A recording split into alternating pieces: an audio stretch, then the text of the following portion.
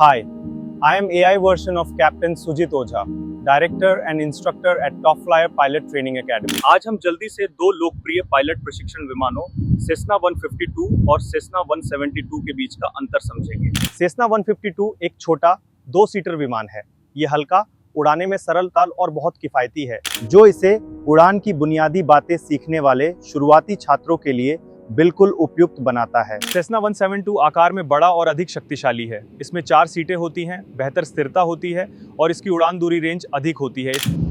इसका उपयोग उन्नत प्रशिक्षण और लंबी दूरी की उड़ानों के लिए करते हैं। सीखने के लिए 152 से शुरुआत करें, फिर एक पायलट के रूप में आगे बढ़ने के लिए 172 पर जाएं। Topflyer is established by Airline's pilot and flying instructors in 2010. We have helped to train more than 9,000 pilots, mostly working in leading airlines. If you want to become a pilot, message our team. We will take care of you till you join Airlines.